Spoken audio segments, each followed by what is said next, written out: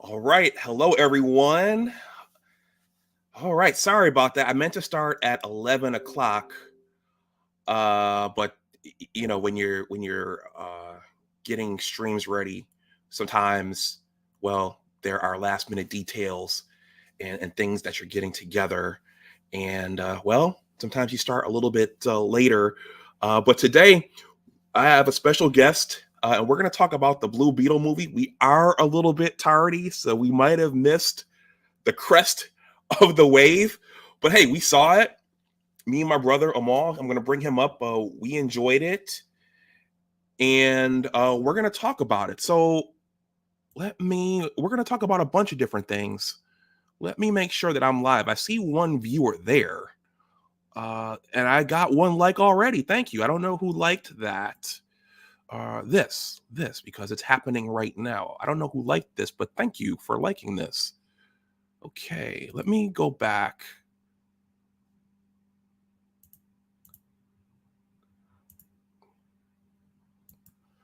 Let's see. Okay, yep, there's the live icon on my channel. And there's me. Okay, there are my 2 likes. I appreciate that. I'm going to share this over on my original channel in case folks want to. Oh, artist, there's Artisan. Artisan is representing from the West Coast. Artisan. So, yeah, Artisan, me and my brother, we're going to talk for about we're going to freestyle this a little bit, but hopefully you hang on and you can come up and let us know what you think as well. You are a force to be reckoned with in this space, and you go on every week with your show. So let me see. Let me just share this. I'll give it a like over there. I'm talking about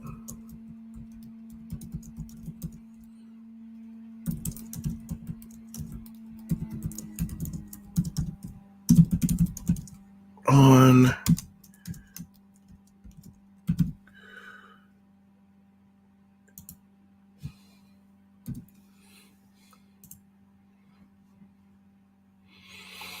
all right. So I'm going to switch this back.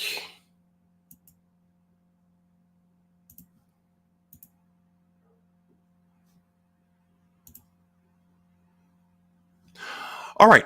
So in the last month since I've been on hiatus, I've been going live over here in like forever. I've been doing all pre-records and shorts, but I made a new intro for this channel, a shorter one. In my month hiatus, I went through and tried to make some updates to all my channels, and this one's going to be short. So I'm going to play this, and then we will jump in. I'll bring my brother up, and we're going to show some things and talk about the movie, and we'll see where it goes. So I'll see you on the other side of this. And something happens during this battle that we had never seen in the cartoon series up to that point, which was some of the characters started dying. So that's what I think that episode was about. I think it said a lot. I think it was speaking to quite a bit. And it goes back to, at some point, can a population of people based upon race, can they eventually come together and stop the fighting and stop discriminating against one another? And so they get into this dialogue where Sal says, look, this is my pizzeria. If you want to have your own pizzeria, you can get your own pizzeria. But for now, in Sal's, there are only Italians up on the wall. Hierarchies, distinct classes, distinct sects of people. Sex, S-E-C-T-S, not S-E-X. Distinct groups of people where some people have access and some people don't, where some people are accepted and some people are not, when some people, that's a part of us as a species. That's a part of us as a race. And it's always been there, even if nobody's talking about it. Instead, bigoted anti-hero Archie, played by Carol O'Connor, and his dingbat wife Edith, played by Jean Stapleton, along with their rebelliously progressive daughter Gloria, Sally Struthers, and son-in-law Mike, i.e. Meathead, Rob Reiner, mined comedy gold out of hot-button subjects such as racism, rape, immigration, gun control, and homophobia. But Lieutenant Savick wanted to do everything by the book. She knew all the regulations, she knew all the rules, and she knew all of the standard operating procedures for Starfleet. Welcome to Big Discussions 76, Entertainment and Media. Here I discuss media of all kinds, movies, TV shows, favorite characters, book readings, retrospectives, sometimes music, all media, all of it.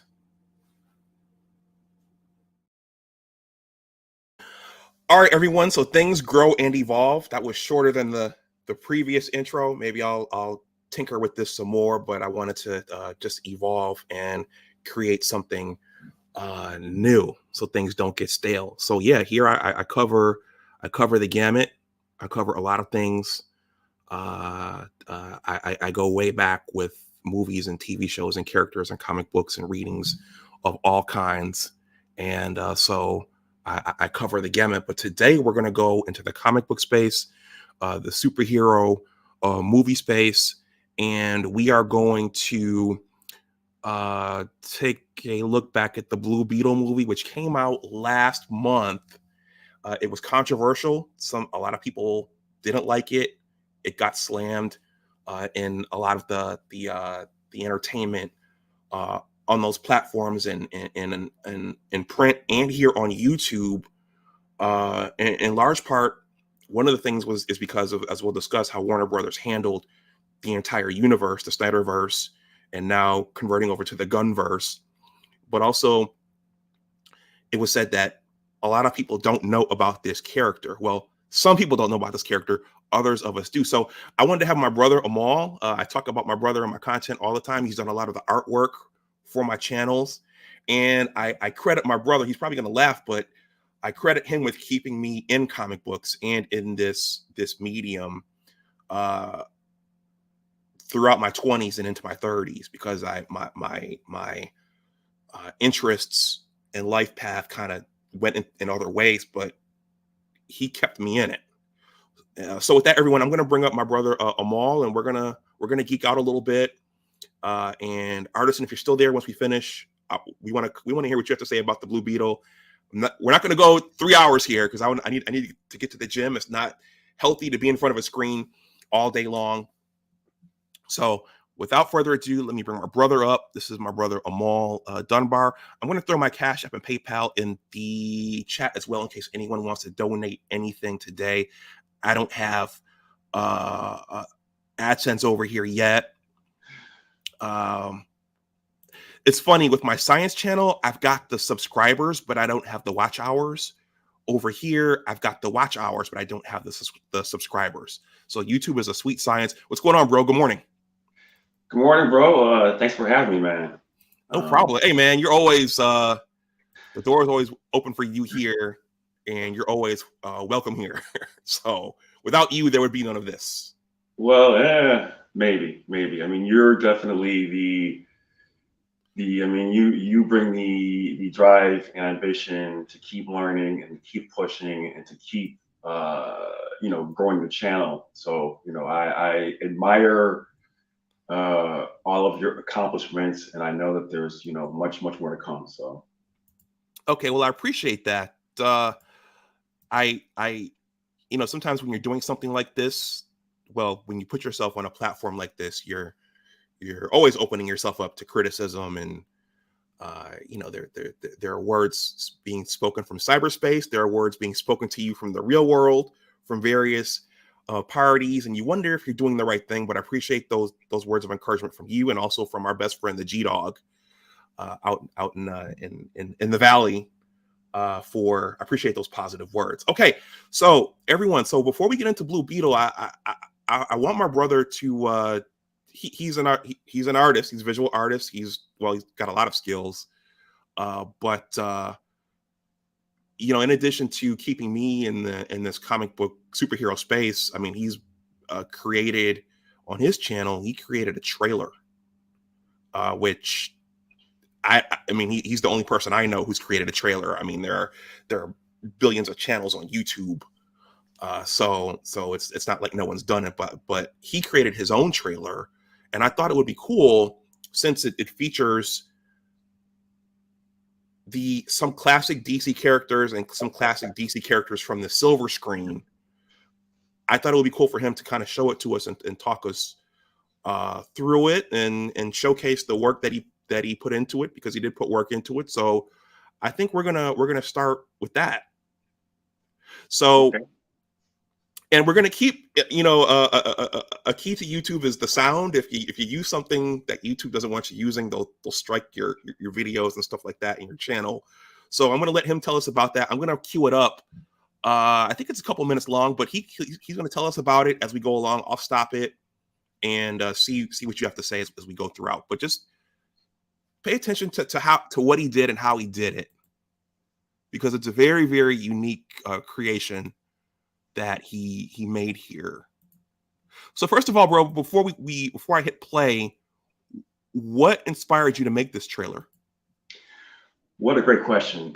Thank you so much for showing this on your channel. I think because of the music that I used in the trailer, YouTube gave it a strike, and in my opinion, the view count is actually very low.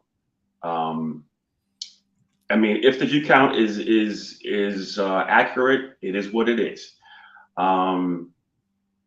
So years ago, when I was in the movie theater, I was still living in Las Vegas. I went to see the movie Cloverfield, and toward the end of the movie, I kept thinking to myself, wouldn't it be cool if Green Lantern just showed up and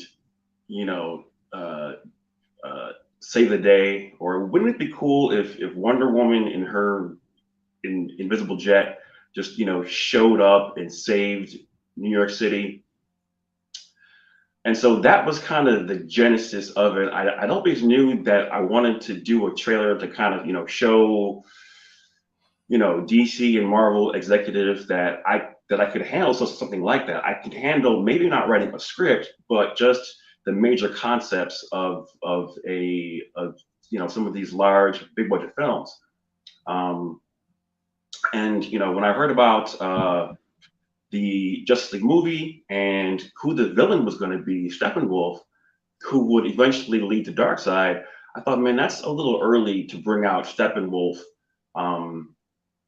And when I saw the cast, I said, okay, Superman, Batman, Wonder Woman, Aquaman, and the Flash. I thought, I would make some changes. So with that in mind, with Clover, the Clover monster being the big bad, I thought, wouldn't it be cool if in the first movie, because in my mind there should have been three, in the first film, wouldn't it be cool if the League came together based around battling a larger than life, Godzilla-sized alien that attacked Gotham City. And so that's kind of where things kind of picked up. And I hope that it's communicated in the trailer that General Zod and his crew and Sinestro joined forces and brought the Clover alien to Gotham to distract the Justice League, because General Zod and Sinestro have larger plans. Now, just to warn you, this is a long trailer. This is probably double the length of a normal superhero movie trailer. With the effect shots that I did, once I started to put this together, the trailer was about 12 minutes. And I said, well, that is way too long. What if I do 3?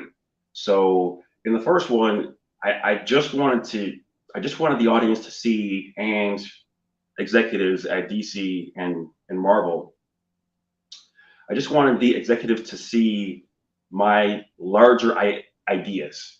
Uh, so yeah. Okay. Well, with that, without further ado, Absolutely. I'll play it. Now, everyone, so do you want to tell us the copyright thing that happened? Because we're gonna do it without the sound, and Sure. there's a reason we're doing that. Sure. So I used 3 songs from the Tron Legacy soundtrack.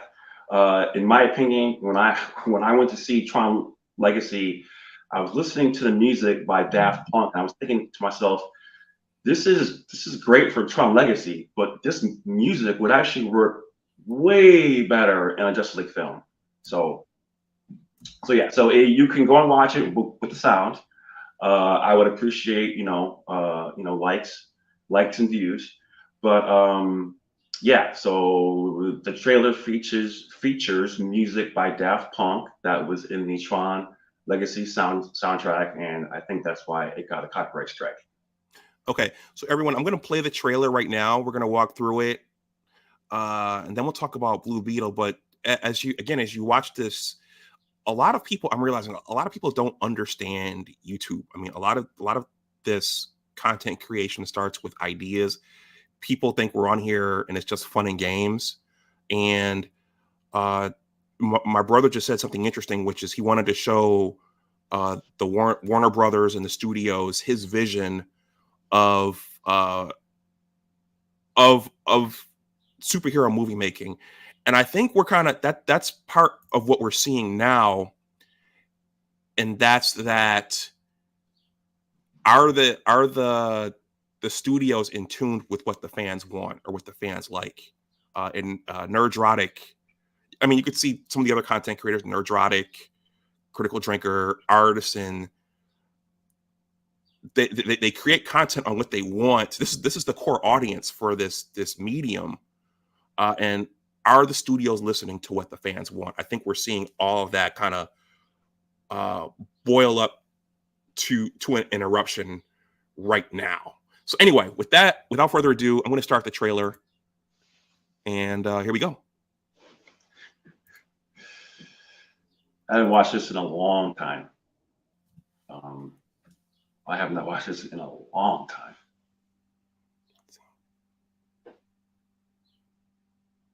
So,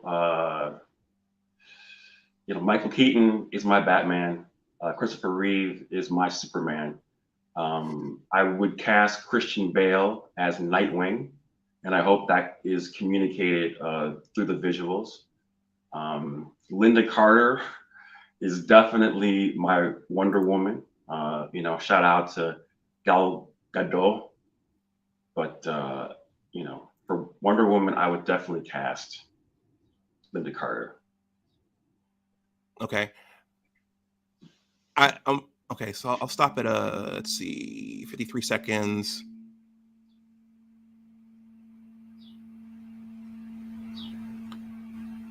So I know Artisan knows who all this is, but I got goosebumps when I saw the Wonder Woman stars.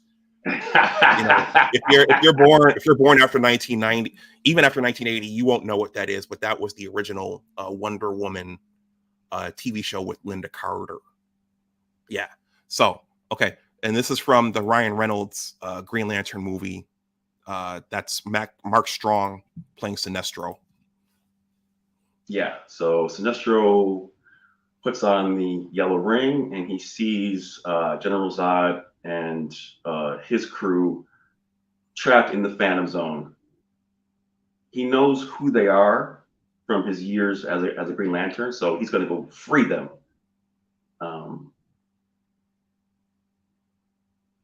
So if you want to take shots at my visual effects, I'm not the best visual effects artist. Hopefully the ideas are communicated as to what's going on.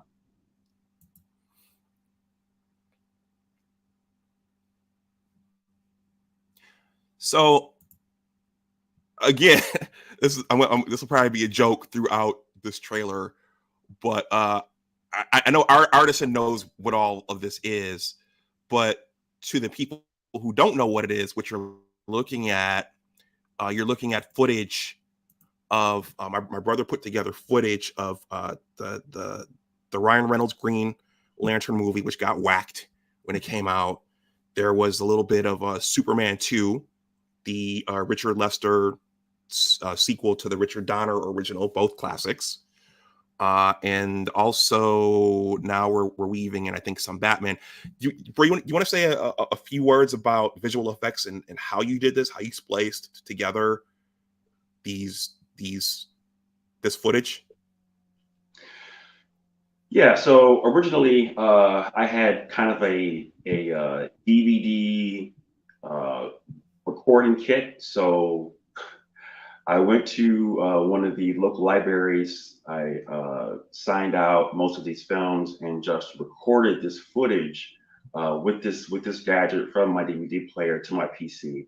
What I should have done was got one of my friends to download these films in different video formats that my software could read or could open. Adobe Premiere and Discrete's Combustion.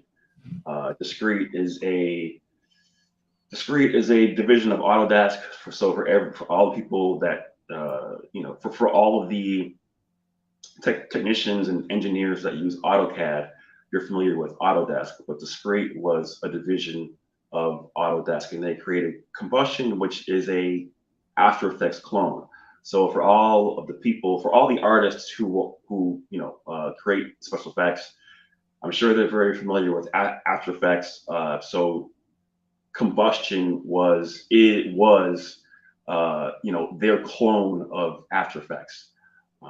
And I'm in the process of learning After Effects now. So okay, so everyone, as I'm listening to this, I'm not familiar with the software, but this is a big deal because if you listen to this is a whole part of making these movies, and if you listen to commentary on She-Hulk and Ant-Man 3 and the movies that they're making now, one of the things I'm hearing now is, oh, those special effects look cheap. Those special effects look bad. Well, these are they're you have to have individuals who are knowledgeable on these technologies and these methods to make this stuff work properly. Okay.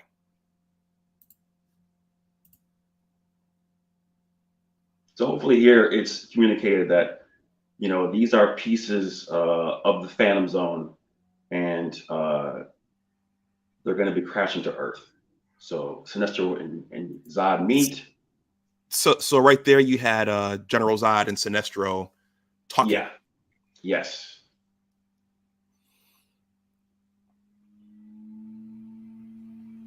So yeah, right here we get a brief intro as to who Clark Kent is in nature, his good-hearted nature. Yeah, and more footage from Superman 2, classic footage.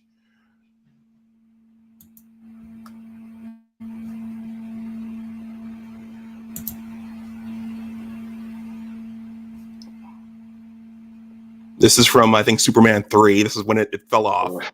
The franchise fell off. Yeah. So I thought about something there watching General Zod talking to General Zod, played by Terrence Stamp, talking to Max Strong, and then Ursa coming in.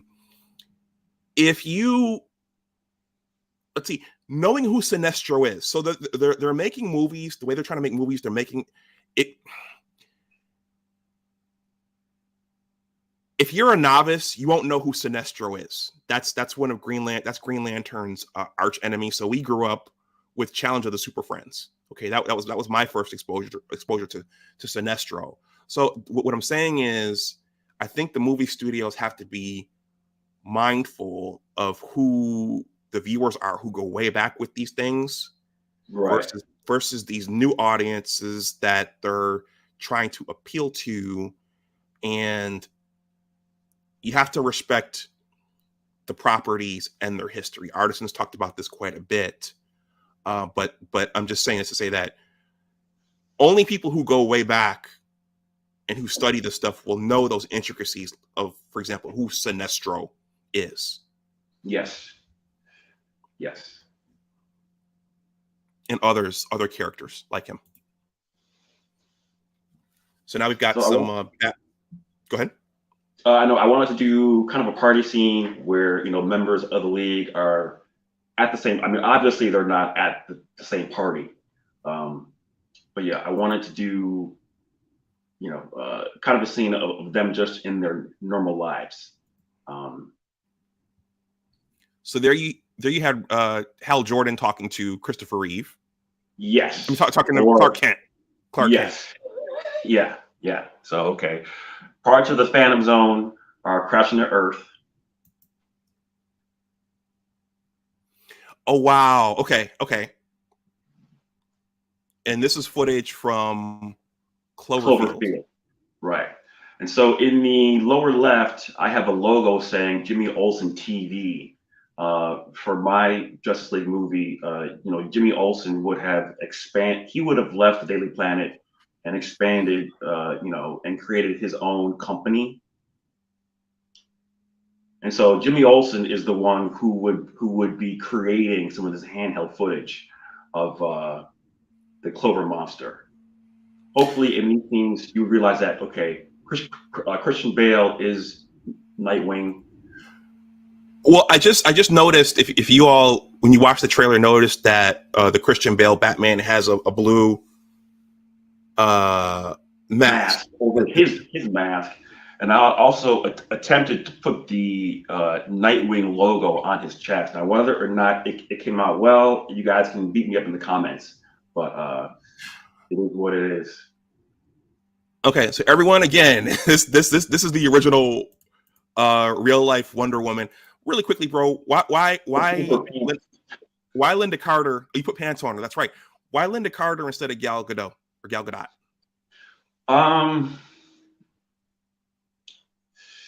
Well, it would have been. It would have been. I think.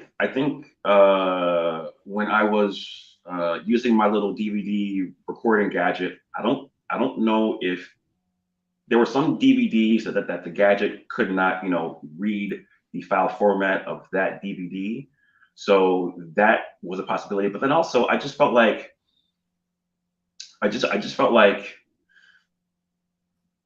Linda Carter there was something about the way she played the character that Gal Gadot changed. And however Linda Carter's version of Wonder Woman, made the audience feel, I wanted that to be in my movie. Okay.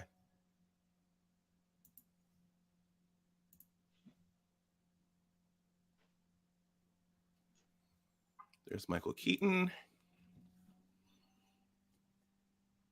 So yeah, this is the Call of Duty.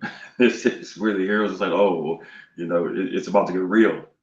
I could see Nightwing's the symbol on his chest. Nice.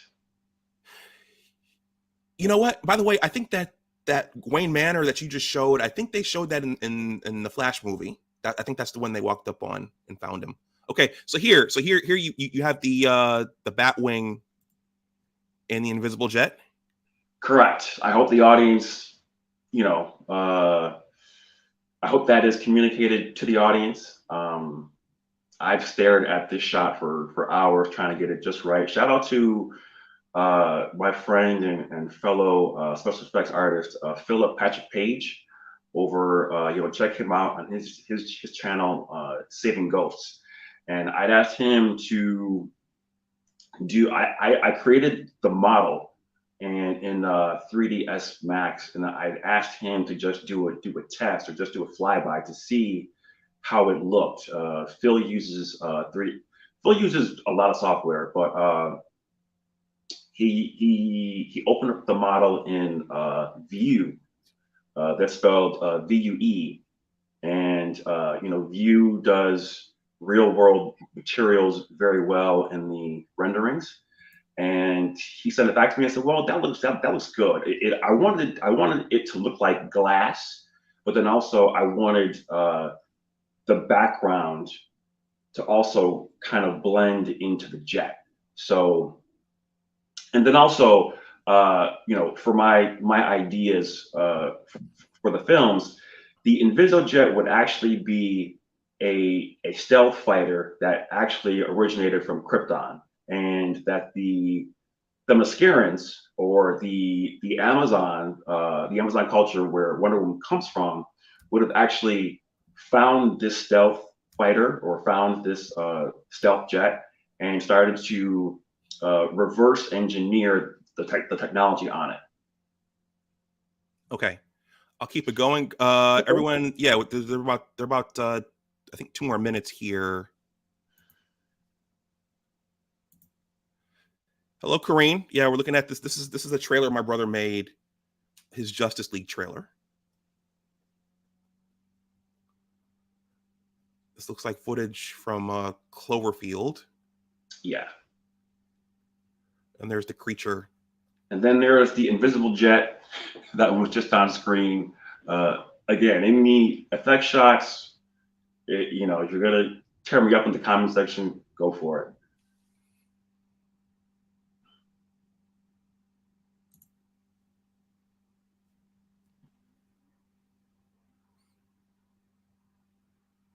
So yeah, there was going to be this whole LexCorp was going to get a hold of pieces of the Phantom Zone, and create an entire industry. So that was going to be for the second and third trailer. Okay. Yeah. No, it's still going. Okay. You tricked me with the credits. Okay. Yeah, and so to any newbies watching this, any Gen Zers or Gen Ys, this stuff goes way back before all of this stuff Warner Brothers is doing, and yeah, there were depictions of these characters on the big screen before what we're seeing play out now. Okay, everyone, so that was my brother's Justice League trailer. So I'm going to stop sharing. I'm going to leave the link in the description box below of this video. I'm going to drop the link in the chat now in case anyone wants to go take a look, and yeah, please do go take a look. Again, people, I remember when you were talking about making the trailer, I was still new to YouTube at that point, and making trailers, making fan content, people think it's all fun and games, but it's a big deal. I mean, this is a big deal. People, their favorite characters, these shows, these movies, these things are a part of people's lives and childhoods and adulthoods. People assemble at Comic-Con, and this is a big deal. So and other people have made trailers. I know relatives might look at it and say, why are you doing that? What is that? Why are you investing time in doing that? Well, this is a big deal, and YouTube is about markets. The way I see it now, it's about markets, and this is a distinct market on this platform. Okay, Kareen says, Linda Carter will always be my Wonder Woman. Great job, Amahl. Thank you. It's Amahl. It's Amahl, Kareen. Okay, so let's. If you don't have anything else to say about your trailer, bro, I'm going to drop your channel too. Then we'll transition over to Blue Beetle, okay, and talk about that a little bit, and then we'll wrap up. Yeah. I have again, when I finished the effect shots that I wanted to get done, were they perfect? No. Hopefully they communicated the ideas that I wanted to drive the story. Ultimately Sinestro was going to be the big bad. General Zod thought that he was working with Sinestro, when ultimately Sinestro was gonna be the big bad. And I do think Sinestro makes a great villain for most of these films. Um, so yeah, yeah, he's one of those few characters, you know, that can come to Earth and create a lot of chaos. But he's also a space character, so you know, you can do a lot with him as a villain out in space. Okay. So before we transition to Blue Beetle, I'm going to say one more thing about this. So in terms of the visual effects crowd, that's a distinct crowd, Oh yeah. and viewers like Artisan. One of the things I'm amazed at is that you guys, all of you guys, the visual effects crowd, fans and content creators like Artisan, you guys have you guys have trained eyes, so you guys can see quality effects. I'm looking for story. I'm looking for, was I moved by the journey the characters went on? But you guys can look at the effects from She-Hulk and say those effects were crap. Or you guys can look at effects in Star Wars or Ant-Man or something else and say, okay, those were not well done. I don't have the trained eye to see. For me, I'm seeing all effects. So I just wanted to point that out. Okay. Yeah, bro. So the Blue Beetle. So everyone, we're gonna freestyle this for the next probably 20 minutes. I want to leave some time for Artisan to come up and say his piece. So one of the knocks on the movie was, number one, that this should have been brought out, I guess, in the midst of whatever they were doing with the Snyderverse. But one of the things that I heard was it's a character that's not well known. So yes and no. So I have a piece of artwork here, a very, very powerful piece of artwork. And I'm going to use this as a jumping off point to talk about the movie. So the character is known by some, okay? And this is a comic book that I once had. Yeah. And I think it got left at my mother's house, and then it got lost in some life events. But this came out around 1987. This, Artisan's probably getting goosebumps looking at this. Me and my brother are as well. This is the first issue. This is the cover of the first issue of the reboot of the Justice League. And I think this was significant because it was after the Crisis on Infinite Earths, Yes. where they consolidated all of the Earths. And I have that book here somewhere. But this was not your the bubblegum Justice Leagues you had before that. Okay, this lineup, I was looking at this lineup when I was preparing the slide. You have characters like Guy Gardner, that's your Green Lantern, Dr. Fate, Captain Shazam. Now he's Shazam. You have, from the old guard, you have Batman, you have Martian Manhunter, you have the Blue Beetle right there. Okay, this is back in 1987, so we go back with the Blue Beetle. Black Canary is there in the back. Mr. Miracle and Oberon right there in the back. The one character I don't know is the Asian woman. That's Dr. Light. Dr. Light? Yes. Okay, there we go.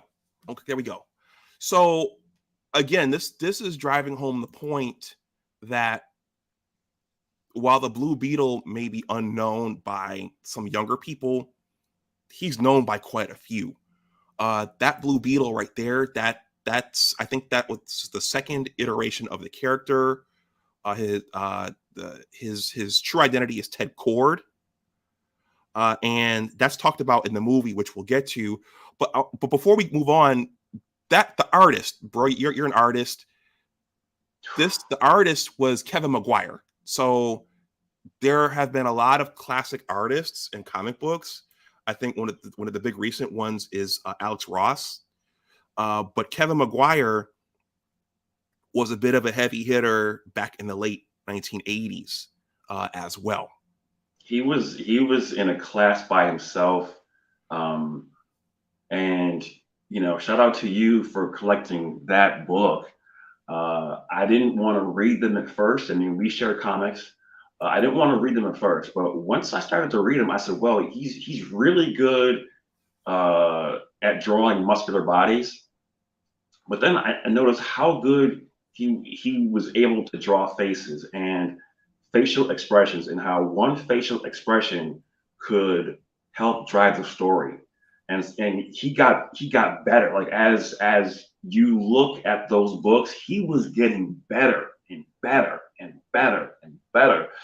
Um, One of my friends, Tony Yapor, I hope I said your name right, Tony. Tony mentioned that that book read like more like an office comedy. So thinking back to it, yeah, it wasn't your typical, oh, we gotta go stop Brainiac, or oh, we gotta go stop Lex Luthor. It was about how they got along and what they were doing between missions. You know, I mean, Well, just it was mature. You know, yes, and they yeah, were also dealing with issues of the time, like nuclear war, like those first four issues. And I mean that band of aliens from another planet, they come. I think their planet died from some sort of cataclysmic event, like a nuclear war, and they wanted to stop the humans from doing it. And the leader, he sacrificed himself, and that was also the first time we saw the Russian Red Brigade. I never got episode 3 of that. I think I got the first episode. I mean, episode. I keep saying episode. I got issue 1, issue 2. I never got to read issue 3, and I got 4. And then that's when the Gray Man, the first Gray Man, came yeah. and took over Captain Marvel's body. And then they converted it to the Justice League International. So I'm saying that to say that it was very mature. It was very mature in certain ways, and it was like Tony said, it was like a what do you say, office comedy. So it was Yeah. very mature. It was like an office comedy, and it was a depiction of superheroes that I hadn't seen up to that point. We grew up watching the Justice League and Challenge of the Super Friends and those kinds of things. So it was a different take on those characters than what I had seen. But I thought it was also cool because it started to bring to the forefront characters that were not in the Hanna-Barbera iteration of the Justice League, like the Blue Beetle. So And yeah. I mean, one of the strengths of that book were the conversations between Blue Beetle and Booster Gold, of those two just kind of just sitting back, looking at guys like, they were like, can you believe Batman? Like Batman is,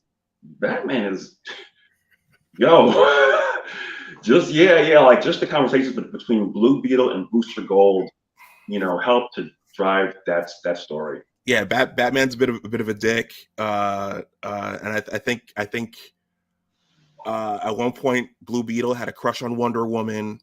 Yeah. And Booster Gold was another modern hero. They brought him in when this morphed into the Justice League International.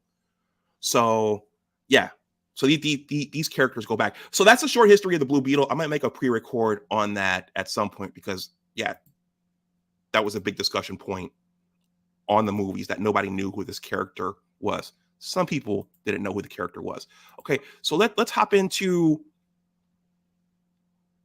the 2023 Blue Beetle. What did you think about the movie, bro? I mean, I think we both liked it when we saw it. We heard so much criticism about it when it first started being rolled out, and we first started hearing stories about it. But what were your thoughts on the movie? We're gonna freestyle this, everyone. Yeah. So I was interested and curious by the trailer. Just in the trailer, you can see that there were elements from other films. So it's a little Iron Man, it's a little Spider-Man, it's a little Greatest American Hero. There were times where in the film when the Scarab and Jaime merged, where Jaime was really not in control of what was going on, and he kept posing as though he were Deadpool, right? We saw Deadpool do a lot of this in his films. So it's a little Spider-Man, a little Greatest American Hero, a little Iron Man, a little Black Panther. If those writers borrowed from those stories, I'm not mad at that. I'm okay with that. Um, I lived in Las Vegas for a little under 13 years, so I'm pretty familiar, with Latinos in the Southwest. And so for me, a lot of the film was very familiar and very comfortable. Um, Shout out to my boy Victor in Vegas, who invited me over his home several times, and I met his family. Super cool. They were always so nice. Uh, and so yeah, there were parts of the film where I could just identify with those cultures, and I could identify with those working class cultures. Going to work, being on the bus, um, working next to these people, uh, and just seeing how they live, and also how that was integrated in the movie. For me, was familiar. I didn't have any sort of problem with it. Uh, so yeah, I mean, I've been waiting for a Latino character, to kind of be featured. Okay. When I first saw the trailer, I was suspicious of it because, well, it looked like another race ethnicity swap, and because I go back to 1987 with the character, I was thinking, okay, well Blue Beetle is Ted Cord. And actually, a side story, I bought this T-shirt from Target, and in Northern Virginia, there's a large Hispanic population here. And 2 months ago, I saw a Blue Beetle T-shirt in that same Target, and I said, "No, I'm not ready to buy it right now." But when I knew we were going to do the stream, I said, "Okay, well, I want to go back and get one." And I think I didn't see the T-shirt in other Targets. I think I've gone in other Targets since then, but I think they know their demographics, so they know that since there's a large Hispanic population in Northern Virginia, they were going to keep these T-shirts in stock. So these were still in stock 2 months later for a movie that was so unpopular. Right. So to your point about wanting to see a Latino character, one of my suspicions was the fact that they, were doing a race swap. But what I liked in the movie is that they actually did acknowledge the previous iterations of the Blue Beetle character. They acknowledged that there is a Ted Cord.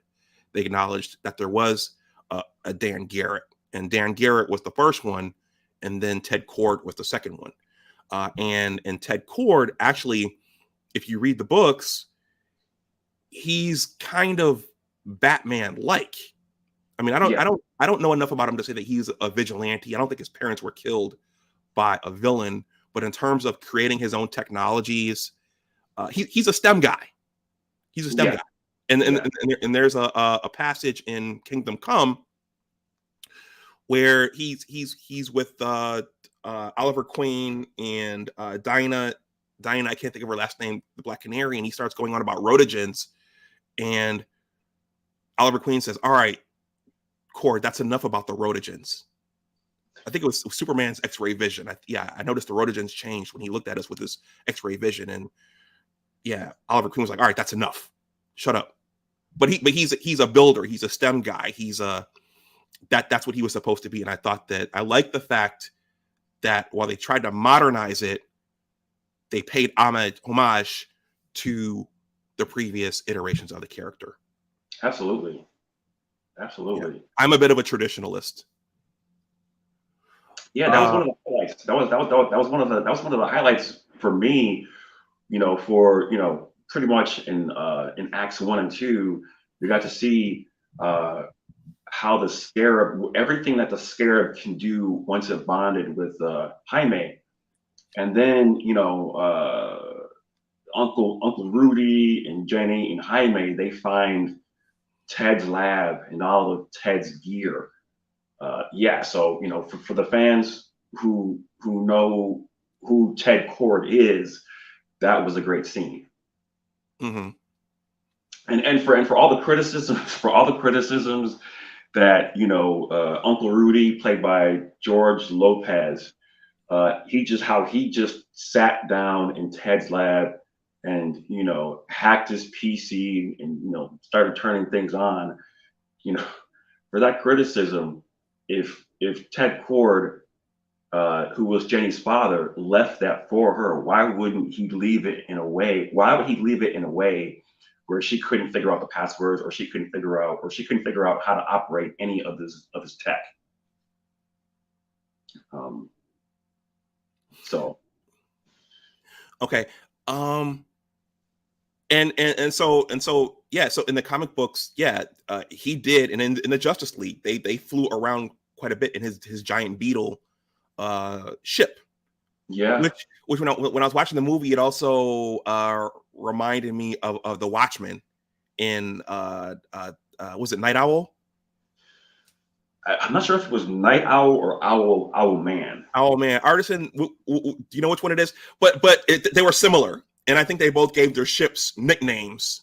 Yeah, Little playful nicknames, and that was true to the comic as well. Batman had several vehicles, but these guys, they had their own individual vehicles that were very much they were the creature that they were embodying, the animal that they were embodying.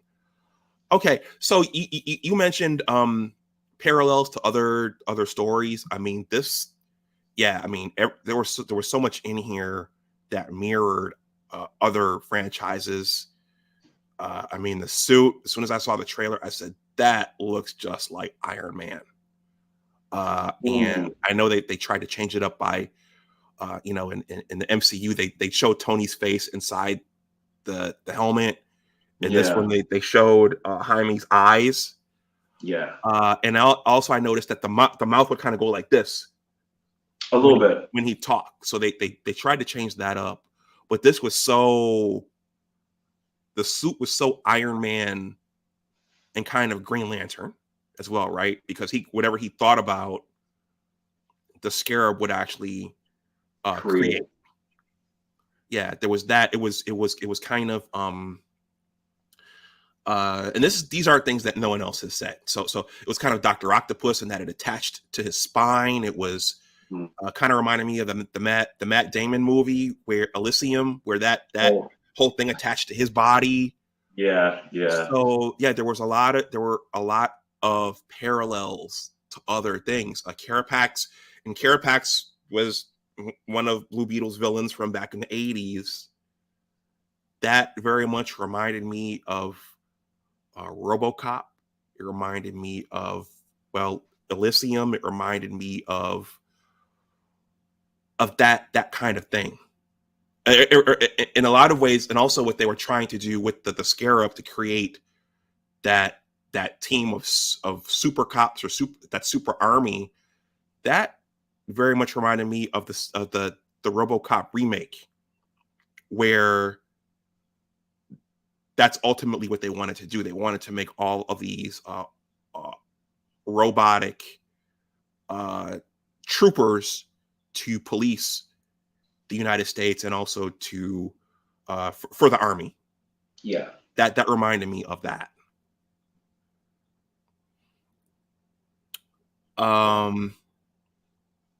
What else? Did you think it was too silly? I mean, you could look at the trailer and tell that there were going to be some silly moments. So I was fine with that. Some of the comedy, I was fine with that. I thought that Jaime's sister, who I've got a cast list right here on Google. I thought Jaime's sister, played by Melissa Escobedo, I thought her character was just written a little too. At times, it just seemed like her character was just there just to troll. And so there were times where she was on screen and I was just thinking, oh man, like I hope she's gonna have any dialogue, or can she at least be positive because the family needs it. But yeah, in the second act, I think she was humbled when she saw her father pass away, and she kind of bought in and decided that Okay. trolling her big brother, just it doesn't always, it's not going to pay off. She needed to focus on other things. Okay. Well, Corinne says I didn't like the sister at all. She plays the same role in everything. Well, well, first of all, Artisan, thank you for the Cash App. I don't think I acknowledged you for the Cash App yet. Appreciate that. Appreciate that. So, a trolling sister, where have we heard that before?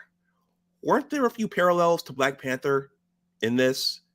The Yes, trolling sister, and yes. then the scene with his father when his father died. They were kind of in an ancestral realm, quote unquote. What'd you think about that? I thought the shot, it was a moving shot that followed Jaime into the house, and it was intercut with seeing his dad sitting down with his hat on and his head down, and the window behind his father, there was just this mountain range and this hill of all these candles, and I thought, man, that is powerful. That looks absolutely beautiful. This is supposed to be the ancestral realm scene, but that was a powerful visual. um More than likely that was a green screen shot or a blue screen shot, but still the imagination, or whoever the concept artists were that drew up that scene. Shout out to them, because that was powerful. Now that scene transitions from them, being amongst all these beautiful candles, and kind of this night scene, or this night background, to them being out in space. For me, that's where the scene got a little weird, and started to lose some of its weight. I would have kept that scene on that hill with the candles, and that being an ancestral realm scene. I would have had Jaime's whatever of his grandparents or great grandparents or descendants. I would have had them walk up holding candles and then giving a candle to his father. And I would have had his father tell Jaime, the scarab chose you because you're a good man and you know how to treat people. I think that scene needed a little something extra than how it was handled, especially seeing as how in that scene, Jaime's father, in that spirit realm, he turns to dust. As you mentioned, it kind of spoke a little to the Thanos snap. Mm-hmm. The Marvel characters and people, in the Marvel universe turn to dust after Thanos snapped his fingers. Okay. All right. Let's see. We're just at an hour. I think, yeah. I didn't really have any other any complaints about the movie. I liked it. I thought it was good. It received a lot of criticism. Oh, this scene here where he's in outer space, that reminded me of Man of Steel.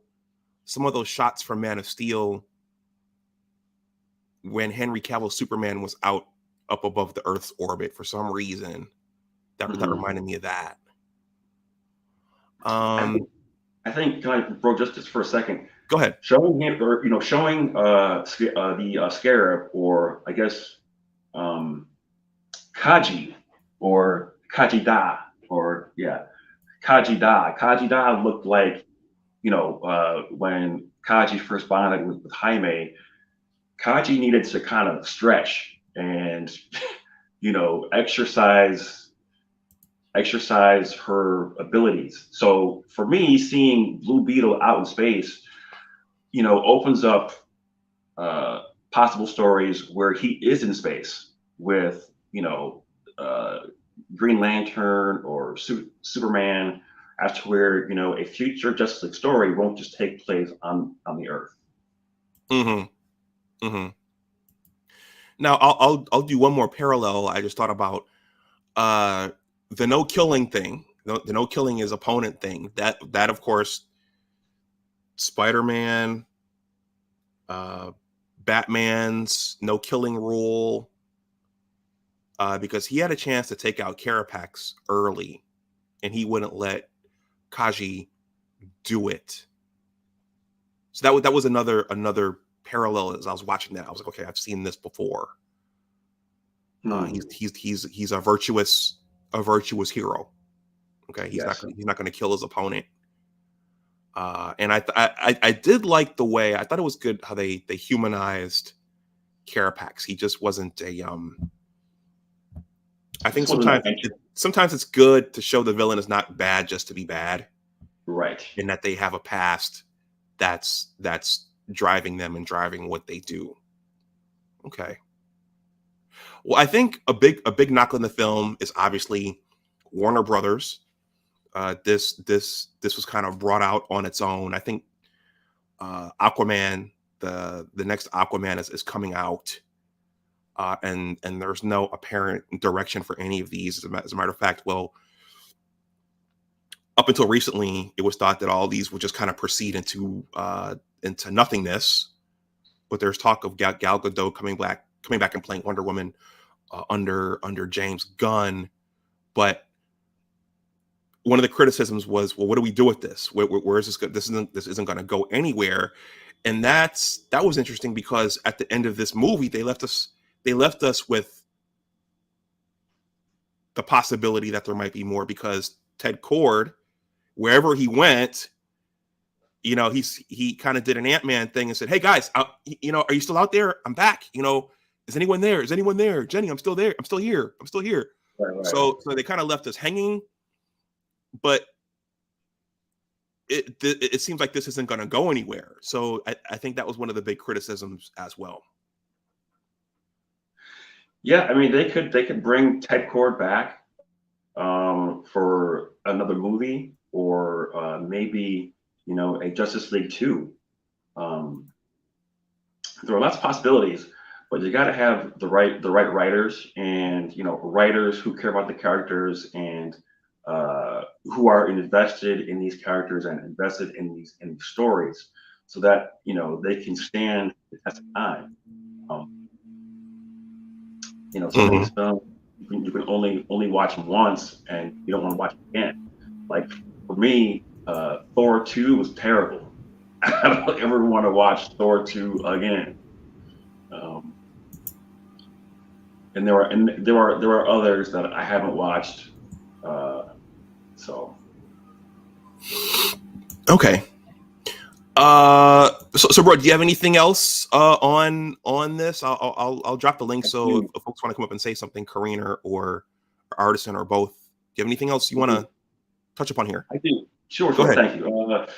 Along with all of the shows that have done a review, I think that with this particular show, I would just like to offer some ways that it could have been better for me personally. Now, there were some things that I really liked. I did like the scene where Jaime was in the airport and he put on his graduation cap and he asked the guy behind him, "What do you think?" And the guy said, "It looks like you're about 6 figures in debt because he graduated college." And I thought, wow, that's very modern. And I'm sure that's how some people think. That's how some people feel.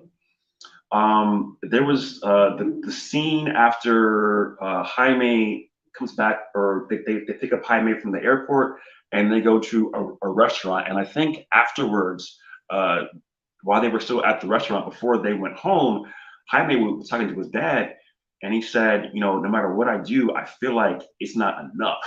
Meaning, I've worked the family business with you. I just went and did 4 years in college and I graduated, and I come home and I hear all this bad news about our family business, about you having a heart attack, and no matter what I do, in terms of work and school, I just feel like it's not enough. And that resonated with me while watching it. Now, as far as a couple of the changes that I would make. I would have been bold enough as an executive at DC to have done a Spanish version where the entire movie was in Spanish. Why not? And for the final battle, I wouldn't have made the final battle another like a boss battle. I would have made it more of a time challenge or more of a level challenge, similar to X-Men Apocalypse, when Quicksilver had probably the best scene in the movie, where a bomb blew up or there was an explosion in the bottom of the X Mansion, the Xavier Mansion, and Quicksilver ran in and got everybody out. It wasn't a boss fight. It was more of a level challenge or time challenge, similar to video games. Also, the Flash had a moment in the first act of his film where he rescued a bunch of babies out of a hospital in Gotham. It wasn't a boss battle. It was a time challenge and a level challenge.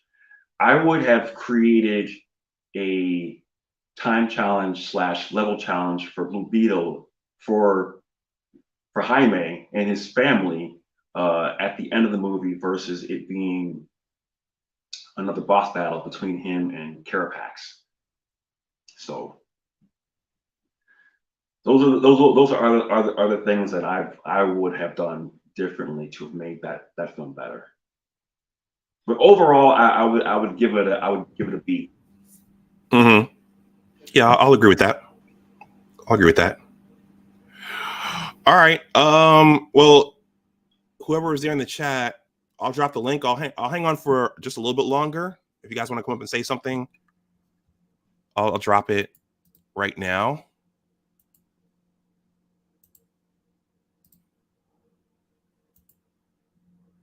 Yeah, so it's not quite clear after the writer's strike, after the actor's strike. Wow. Where this is going. It sounds like they're experiencing a lot of pain out there in Hollywood, but I think the studios need to do a better job of going back to what I talked about earlier, caring about what the fans think about these things. Artisan, what's going on? Salute. What's going on, Dr. Anwar and Amahl? What's going on with you? How are you, bro? All right. I like that trailer. I did like that trailer because thank you. Thank you, bro. Sinestro and Zod together. Problems. Thank you. Thank you, brother. Those should never talk.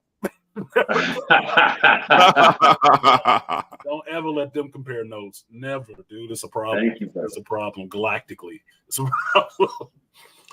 But I also did like the scene of Ryan Reynolds, Hal Jordan talking to Christopher Reeve. That was actually like, oh, that would actually be really cool because the two of them would play off each other really differently. Even with Ryan Reynolds being Ryan Reynolds, if he was ever to act with Christopher Reeve as Superman, as Clark Kent, that would have been interesting because he's way too comical. Right. Christopher Reeve's kind of, oh shucks, I'm trying to blend in, but this dude is kind of stupid. That would work. And I like Jimmy Olsen TV. That was straight TMZ to me. I said, yeah, in a modern era, Jimmy Olsen would have been like an internet celebrity. you know, news and stuff. If I could cast Jimmy Olsen, I would cast Tom Cruise as Jimmy Olsen with his own media company. Have you ever seen the movie Nightcrawler with Jake Gyllenhaal? Yes. Okay. I would cast Jake Gyllenhaal as Jimmy Olsen. Ooh. But not be that. I would have him be that Nightcrawler character that he out there making up news. I like that. He'd be kind of gritty. That'd be a different Jimmy Olsen right there. You'd be taking him a little bit more seriously. He wouldn't be the 1950s young kid anymore. He'd be like, yeah, Jim out there doing some stuff. You mean Jimmy? No, Jim. You don't call him Jimmy. Right. We got the Caribbean Queen up here. Hello, Kareem. How are you? Hello, Kareem. Good morning, fellas. How are you guys doing? Good. How are you? Good. Good to see you. Well, Artisan, you want to give your I know you've covered this ad nauseum on your channel, the Blue Beetle movie. What did you think about it? I never actually did my review of it. I did my reaction. Oh, really? Okay. Left it at that. But I liked the movie. I really did like the movie. I did see a review recently that shed it in another light, and they compared the Blue Beetle movie to the Ant-Man movie, that it was the same story and the same story beats, and they used clips from the movie and matched them up. It's like, wow, I didn't catch that. Well, then that works still for me because it's the first superhero movie for Blue Beetle, and most cinematic audiences don't know anything about this freaking character. So you can only make a play it safe movie. But they did things that I liked. They introduced Jaime. They told you about Ted Kord, and they told you about his predecessor. That's one of the things that you go to DC for, that there is a legacy of these characters. They have a history, and they didn't crap on that. They put it right there. Like, no, hey, there was somebody before him, and he's still here somewhere. Like, I said, okay, so it can exist. I'm fine with that. I was fine with it being a first movie for a superhero film. I don't know what people were expecting really, but I was fine with that. But you know how YouTube geekdom goes. They want to ride the wave of crapping on people at a certain time, and they wanted to crap on DC at this time. So they crapped all over that movie when it wasn't actually terrible. I've seen worse movies recently. I've seen worse shows recently. Yeah. They're praising it up and down and sideways, and I'm looking at them like, y'all are retarded. I'm sorry. You guys are really not on the spectrum somewhere far down. I'm like, Jesus, this is not good. I don't know what you're looking at, but you're not watching the same show apparently. So yeah, I like it. I thought it was good. I would want to see a second one. I would want to see a second movie because then they could do more and do better. So okay, I agree with that. Yeah, they were playing up a lot of the box office numbers. Oh, it's not doing well. It's tanking. It's cratering. It's underperforming. Look, fucking hell. I don't even believe I have to say this, but Last Jedi did what kind of numbers? Rise of Skywalker did what kind of numbers? They still talking about doing another Rey movie. So obviously the box office numbers don't matter to big companies. If they have something they want to put out, they'll put it out. They don't care if it tanks or not. So for me, I don't always focus on the box office numbers because following music, following movie, following television, you can have some really crappy stuff make a lot of money. You can. And you can't explain how that happened. But it can. Vanilla Ice made millions. Nobody would buy it right now. You can't explain it. So that's not always an indicator. That maybe they had a good PR campaign. Maybe they had a good, get out and see the movie campaign. Maybe they did.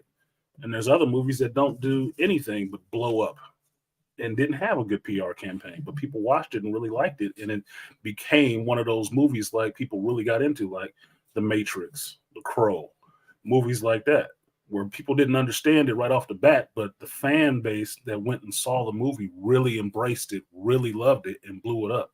Star Wars in and of itself. So the box office numbers is not always the teller of anything. Not really. Because if you believe it, Captain Marvel made $1 billion. I'm still not sure who went and saw that movie and liked it. Wow. I don't know who. I'm still impressed that it made $1 billion. I said, it did? With them buying out theaters? How does that work? Well, Artisan, you know what? A quick story. I went to go see The Equalizer 3 last night. Mm-hmm. And as I was sitting there in the lobby at the Regal, I saw two women. They were East Indian. The Marvel's display was up there, and they were right up there taking pictures in front of it. Posing. You know why? Because Kamala Khan is in it. Kamala Khan. Okay. Look, that movie should do some kind of numbers just for the fact that it's hitting every demographic of female right now.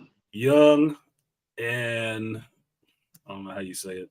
Say young and Pakistani, because that's what Mon Vellani is, right? You got maybe middle-aged black women, and then you got middle-aged white women.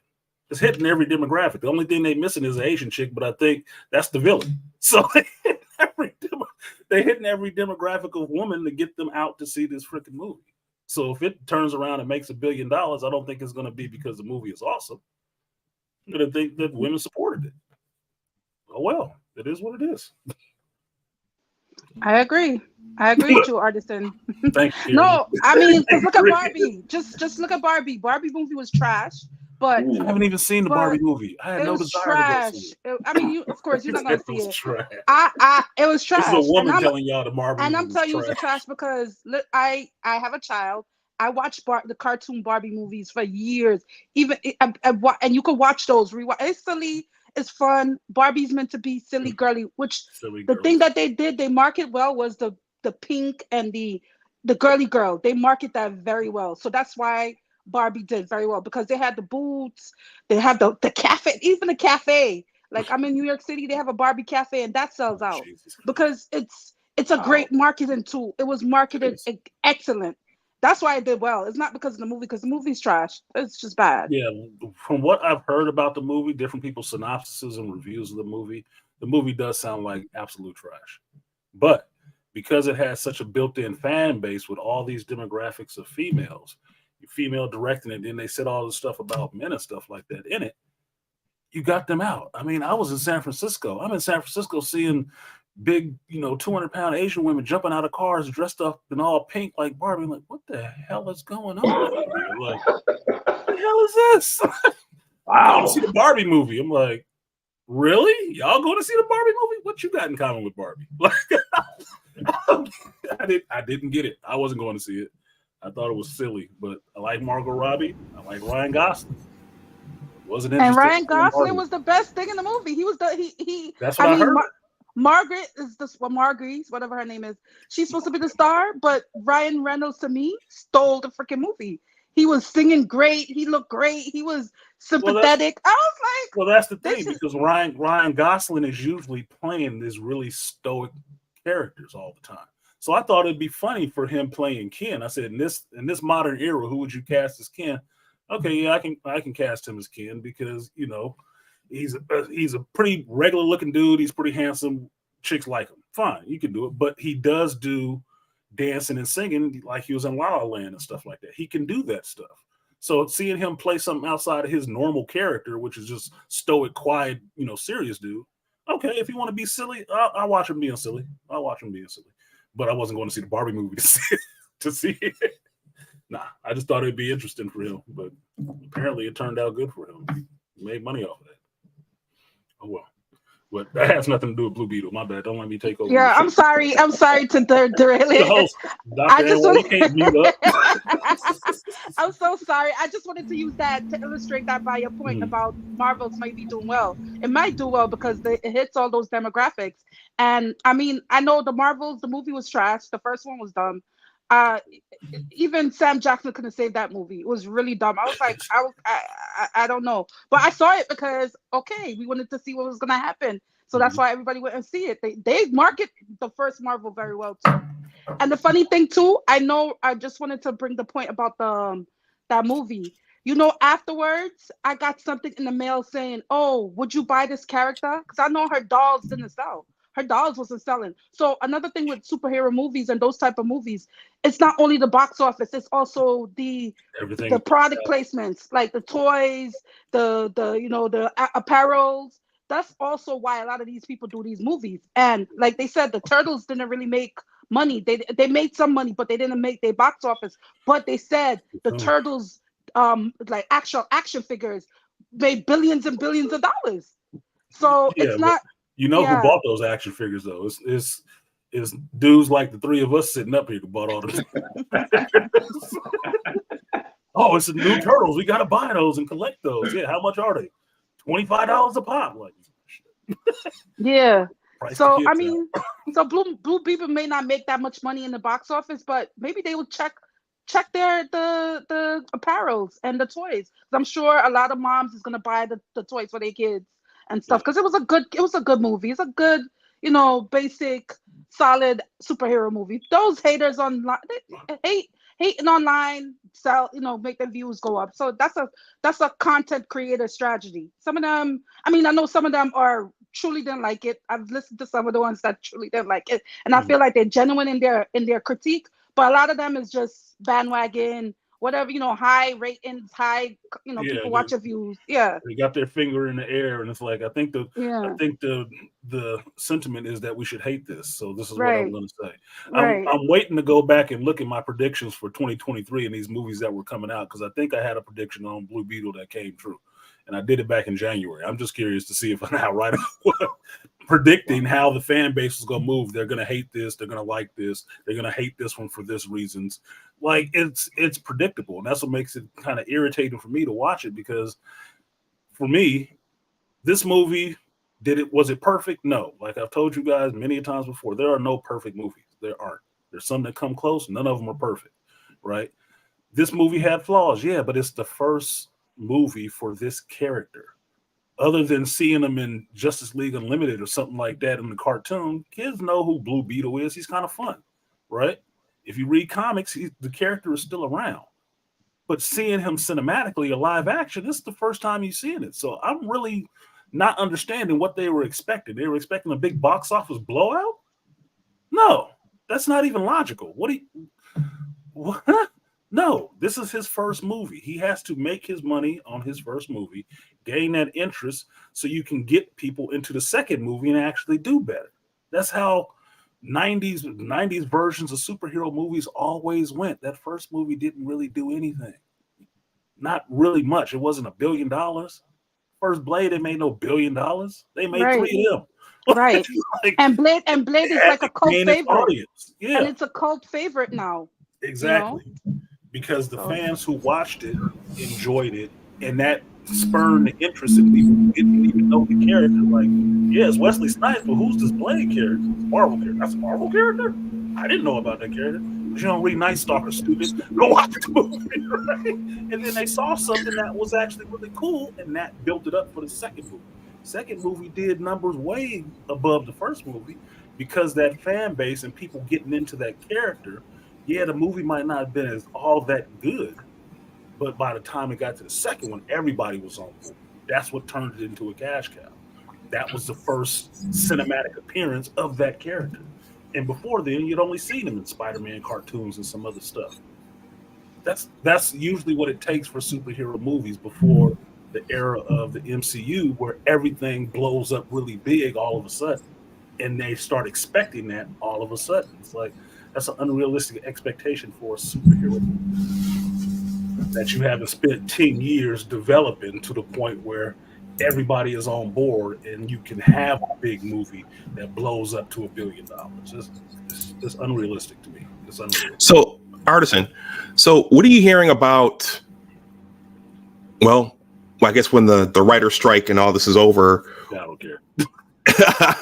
What are you hearing about what James Gunn and Warner Brothers are doing? Because isn't Gal Gadot coming back to play? I haven't heard if she is coming back or not. I know she got a lot of problems going on with Disney right now relating to this project she got going on with them. Oh, the Snow White? And the Snow White stuff. James Gunn is going to do what he's going to do over there, and I'm waiting to see what he's going to do. I'm not going to sit here every week and speculate on what he's doing and crap on him for what direction he wants to take the DC fan base in. One way or the other, DC and Marvel are going to have to get better. They're going to have to get better at producing get back to actually trying to produce some quality product and not just slocking, lunch lady food in front of people and saying you're supposed to like this, eat it, and pay us top price for it. No, you're going to have to get better. Now, the direction he's going in, it's a direction. Do I agree with it?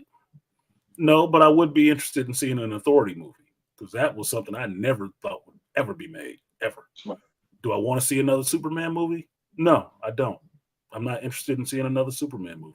I think that's one of Warner Brothers' biggest problems. They always go to the main two and everybody else just fall by the wayside. It's like, at least in the Snyderverse, he was giving me movies about some of these other characters and they actually worked. Wonder Woman, the first one, actually worked. The first Aquaman actually worked. Blue Beetle, Flash could have worked. You know, thank you for letting me see some of these other characters that DC has a fucking treasure trove of. I don't need to see Batman or Superman every 5 years. I don't. I got it. I'm old. I get it. Let's move on. Show me something else. Give me a Constantine movie with either version, Keanu Reeves again, or the dude that was in the Constantine show. Either way, I'd watch it because I want to see some of their other characters get some shine. So if James Gunn is going to move in a fashion that he is going to bring some of these lesser known characters to the forefront like he likes doing, I'm fine with that. Let's see what it is. Let me see. And bring Black Adam because I want to see that again. Hey, Artisan, we'll go for about another 15 minutes. Yeah, I got a couple things to do. So yeah. Did you hear that the Flashpoint story was supposed to be the proper conclusion of the Snyderverse? That's how that was supposed to end. So it was supposed to go 10 years. I said that about a year ago that Flashpoint movie would be a perfect point to restart the whole DC universe. It would have been a perfect start, but that movie got bogged down in so much BS and it got stopped and redid and reworked so many times. I'm not surprised that what you saw on the screen was, stir-fried crap. I'm not surprised at all because you know how many times the movie was redone, how many times they edited. I mean, look, if they put out not even a director's cut, just a bonus disc or content with all the stuff that's on there, it'd probably be a whole nother movie. It'd probably be a whole nother movie's worth because they did it so many times. It was just, if you think some of the stuff seems dated in it, think about how long they were in production. They were in production as long as dang near Black Adam for this damn movie. Damn near as long.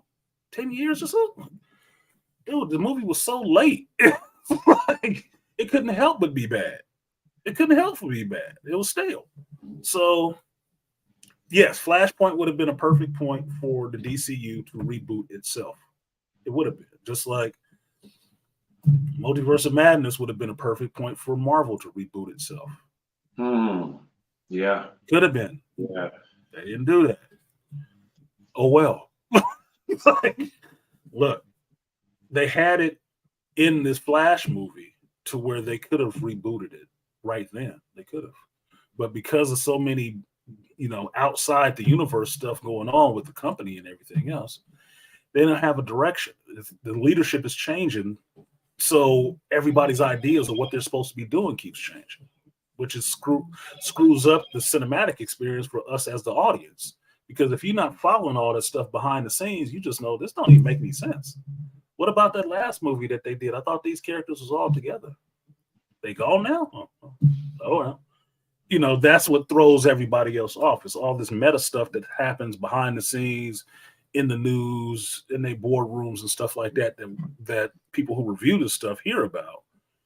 But the regular audience may not have no care about none of that. They just want a decent movie to watch. And that wasn't it. So whatever James Gunn does is going to be what he does. I'm assuming he's going to do the same thing he did at Marvel. Be James Gunn, do some weird stuff and do some stuff that people like. Case closed, but I don't have to worry and micromanage him every minute about it. But I'll just see when he puts out his first movie that we can actually make a real depiction on where he is going and how it's going to be. Because right now, all you can judge him on doing DC product is Peacemaker show, which I really liked. Little known character, made it actually kind of fun and entertaining. I look for season 2, and his Suicide Squad, which actually worked. So that's the 2 things you can judge on for James Gunn and what he would do with Warner. That's what he'd do with the DC characters. He would use lesser known characters and try to make them fun. Because who thought Polka Dot Man would be on the lips of anybody thinking, I like Polka Dot Man? Wow. Most people I used to collect that. What's that? I used to collect Suicide Squad, yeah. I used to read some Suicide Squad. Suicide Squad was one of those DC books that I would check in on every once in a while. I wouldn't read it continuously through, but I like team books. So I like seeing what's going on with the team, especially they change up the team. Okay, how's this dynamic going to work, dude? Because, this guy don't like this guy. And this is going to be a problem because they got a relationship. So let's see how that works out for a little while. Yeah. Well, going back to Justice League, that was that reboot of it. Yeah, that's what was cool about it is. Yeah, that was the ass kicking team. That was the 80s ass kicking team. As a matter of fact, I remember Batman and Guy Gardner, they were arguing over who was going to be the leader, and they got into a fight, and Batman punched him. Guy Gardner fell, hit his head, and he woke up. He was somebody else. He was a nice guy. In that book, when Guy Gardner had enough, and him and Batman were actually going to fight, he took his ring off and he said, "That's it." And then the next cell was Batman's fist hitting Guy Gardner, and then the next cell was Blue Beetle going, "One punch, one punch." Well, the other thing is Blue Beetle sounded like Smokey. You got knocked. Yeah. Guy Gardner gave the ring to Blue Beetle, and then you see Blue Beetle just throw it like this, like whatever. Yeah. I don't want that. Wow. Yeah, but that's the fun. That was the fun of that team, and that was the fun of Guy Gardner. Because as soon as you put the cover up there, it's a Guy freaking Gardner, boy. He like the lantern that everybody hated because he was always ready to fight. But if it came down to it, you can count on him. He'd be there. He'd be there brawling with you. Hold up. Guy and it's John Stewart. They'll get it in. Yeah. Wow. It's all coming back to me now. So it wasn't the punch and him falling and hitting his head. The team went somewhere, and he woke up. And he realized Blue Beetle threw his ring and it went under a counter or something like that. And he crawled under there to get it. And a rat came through and he panicked and he hit his head. And that's what made him get the amnesia. Yeah, it all just came back to me. Classic, dude. Wow. Classic writing. Yeah, just like Tony said, bro. Classic. Yeah. Okay. That was the fun of it. Well, everyone, I need to wind this one down. Any final thoughts about anything? Blue Beetle, Warner Brothers, Guy Gardner, anything? We'll go with ladies first. Okay. Thank you. Mm-hmm. I want to make it quick. I just wanted to say, like, I as a fan, as a kind of normie fan, I never read all the comics books like you guys did because I'm not a really DC fan, but I do love Superman. I do love Batman. I do love Wonder Woman. I think they should have that. I think they always should kind of have those every 5 to 10 years because I think the audience kind of like that. Spider-Man is the best selling comic. They're gonna always do Spider-Man movies. Marvel does that.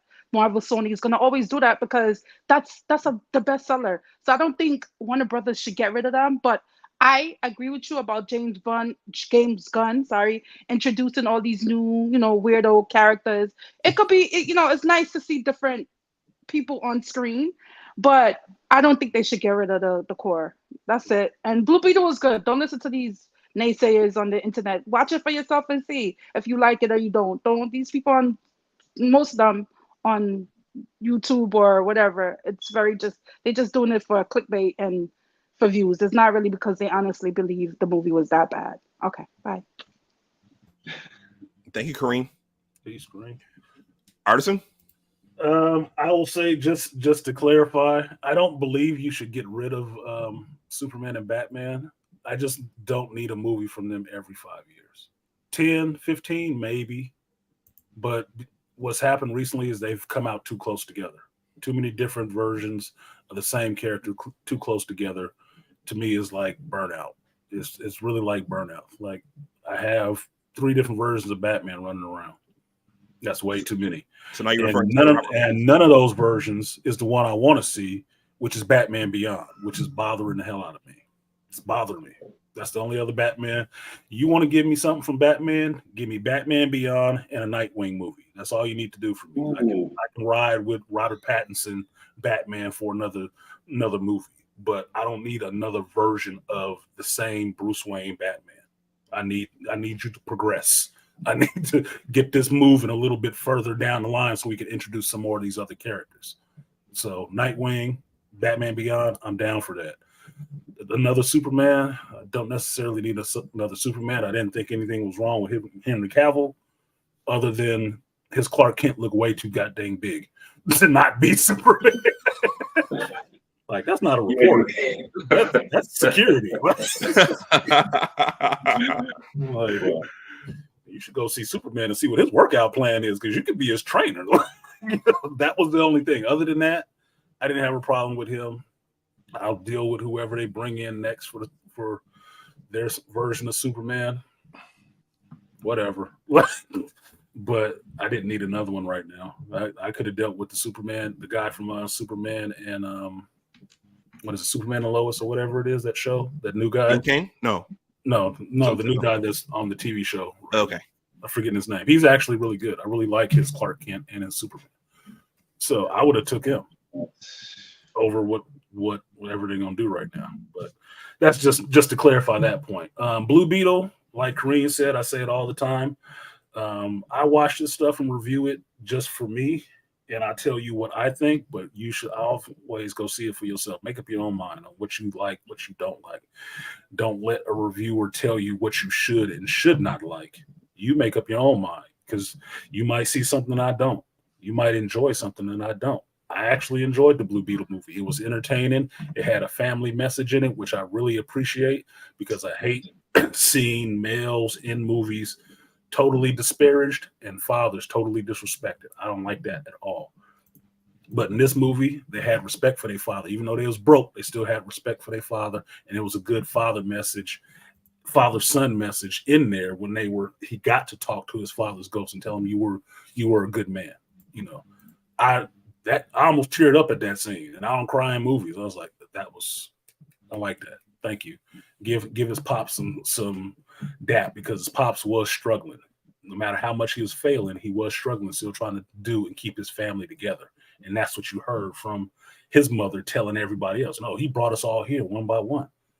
That's a struggle, man. That's a struggle. That's a man being a man and sacrificing for his family. I don't have a problem with that message. And that's what I think got buried under all this. It didn't do this much money. So what's the movie about? So I liked it. I would suggest that people go watch it. And if you want to do comparisons, compare it to Max Steel, because that's about the closest comparison that I saw in costume and how it went about. AI talking to each other. This is a common trope now with any of these shows. But other than that, thank you guys for doing the show. I was interested to hear what you thought about it, Dr. Anwar. You got Amahl up here too, so I was interested to see that. I did enjoy the trailer. That was cool. He said you had videotapes and was edited. It's like, he took me back. He took me back. Took me back and said, did he just cut up the videotapes and edit it? Or no, he didn't. Okay. I did it old school. But I appreciated that. That was a good look. It's always good to see fans being passionate about something and actually putting their work and their voice out there to show what they are passionate about, where they can see things going, because it's usually some better ideas than actually what you get. So they actually start talking to some of these actual fans, they would actually make better content, or better stories, I should say. So thank you guys for doing the show. Thank you for having me up and letting me speak my piece. I'm gonna go out of here because I got some paperwork to sign and some checks to write. So thank you. All right. Good to see you, Artisan. Thank you, Artisan. Take care, brother. All right, bro, you got anything else? I thought the movie was good. I mean, they presented the suit to be, pretty powerful. I'd love to see him in the next movie, flying into space. Shout out to my friend Tony out in Vegas, who spoke about space characters and how DC doesn't do enough with their space characters. So seeing him fly out in space in this first movie, I mean, he could do some things in space with some space villains, or go deep underwater and possibly team up with Aquaman. I love the family dynamic. I think just as a marketing tool and as a sales tool, they could have shot those scenes in English and then shot those scenes in Spanish, because there is a worldwide. I mean, there are Latinos everywhere who would have appreciated and paid money to have gone to see the movie in the theater and the film be in Spanish. So overall, I give it a B. Okay. Well, I don't. Yeah, I will second that. I don't have anything else to add. Yeah, bro, I appreciate you coming and us tag teaming this one. Thanks for having me, bro. All right, we need to we need to do some more, but we'll talk offline. Our schedules are busy, especially on non-working days. Absolutely. So I'm going to give my closing spiel here. Everyone, hey, for those of you who don't know, I'm a writer, I'm a blogger, I'm going to be an author soon. I have a newsletter here. It's a 2-paragraph greeting. You just click, scroll down to the bottom. There's click that subscribe button, enter in your email address, and you will be a part of my list. I promise I won't give your information away to a third party. Please consider joining. Please like, share, and subscribe if you're new. If you are a returning subscriber, please like and share. If you watch this on the playback and you want to donate something to the channel, my Cash App and PayPal are below in the description box. Thank you again, Artisan, for that donation. And with that, everyone, I'm going to wrap this up. As always, remember that your attitude determines your altitude. Always try to do your best. Take care, and I will talk to you the next time. Thank you to everyone who has supported the content on this channel thus far. All right, take care. Enjoy the rest of your day. Bye-bye. Peace.